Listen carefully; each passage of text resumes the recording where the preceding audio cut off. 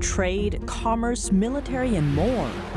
A tug-of-war over the waters of the Pacific Ocean. Whoever controls them controls the future. So you really can't overstate what is at stake here. In this special report, we delve into the waters of the Pacific to look at what happens if the Chinese regime gains the upper hand and how it impacts not just every American, but the world.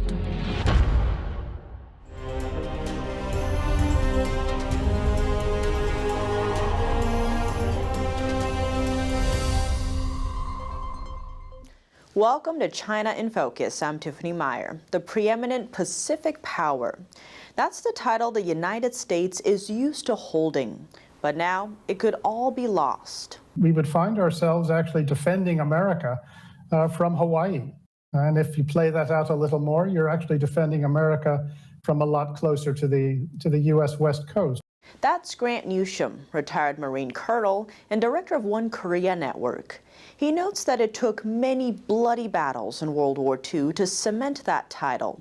As hard as that is to believe, particularly for somebody who's sort of growing up after World War II, but we've had the upper hand where really Asia, the Pacific has been ours. We would finally face an enemy, face a situation where we would be on the defensive and from much closer to American territory. And this would have a way of playing out in other parts of the world as well. But control of these waters doesn't just have strategic implications. Alex Gray, senior fellow at the American Foreign Policy Council, points out. If we've learned anything from the post-COVID supply chain disruptions, it's just how critical U.S. economic and commercial traffic from Asia to the West Coast and from the West Coast distributed throughout the United States really is.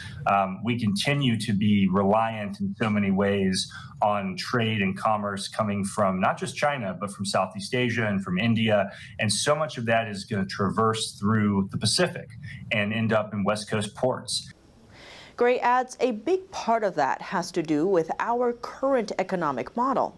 As long as that is our economic model, as long as we continue to have an economy that requires cheap imports to fuel our consumer spending habits, that's going to require a navy and a projection forces that can traverse the Pacific, keep the sea lanes open, and allow the engine of our economy to keep churning. For now, the waters of the Pacific are the engine that drives our economy. That gives a lot of power to whoever controls those waters.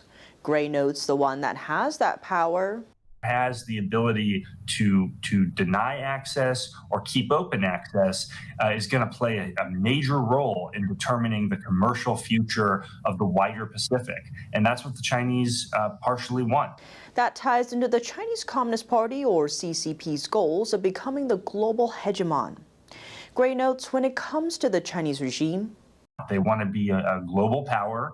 Anyone who tells you that their ambitions are regional and they're confined to just their near seas, I think is not keeping up with the reality of where we are. The Chinese are building a fleet and are building a global presence with bases and access agreements that span the globe from Greece to the Middle East and everywhere in between, potentially on the Atlantic now. As for what the CCP's goals mean for the U.S. and allies, we need to understand this is a serious challenge to the American commercial and military presence that we've taken for granted, at least since the end of the Cold War, but really since 1945. Newsham adds, to understand the Chinese regime's current goals, sometimes it's important to take a look at history. There's a huge political significance to the Chinese inroads into the Pacific Islands, if you think about it, because these have been part of the map that has been historically really America's since World War II. And what does it say if China gets in, competes with us for influence, and ultimately drives us out, and you throw in the military capability that they can put in place there?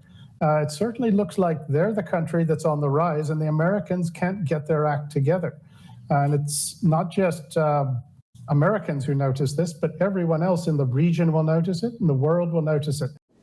That means it's not just America that's at risk, but rather the world.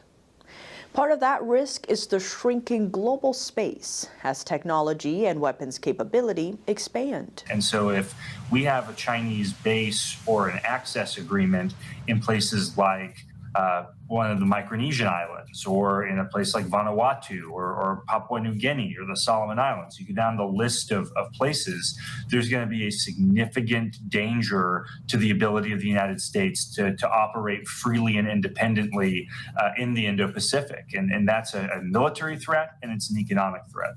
The U.S. has been taking steps to shore up defenses.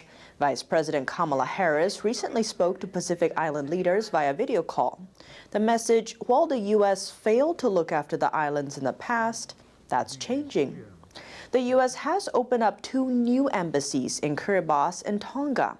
VP Harris also requested that Congress triple the funds going to the Pacific Islands, to the tune of $600 million over the next decade. While experts agree those are good steps forward, they argue there's more that needs to be done to ensure the U.S. doesn't lose the Pacific to adversaries. Newsham says first up is attention.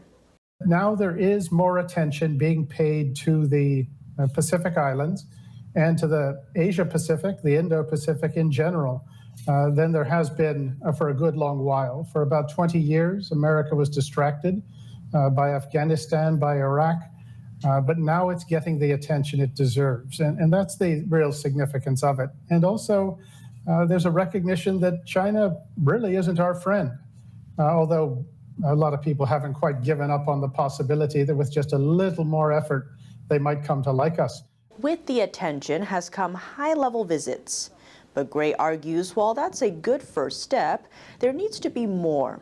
That's not the solution that I get the sense they think it is. That's a nice way of stopping the bleeding. Newsham adds, on top of the attention, there needs to be presence. Put simply, if you look at U.S. strategy and activities in the region, if you're not there, you're not interested.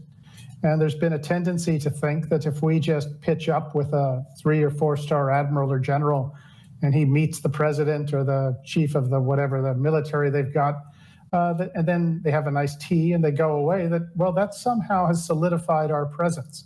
That's not the case. The military does something similar where they're very active in the region, our military, and they go and they put on an exercise, show up somewhere, have a goodwill visit, and then they're gone.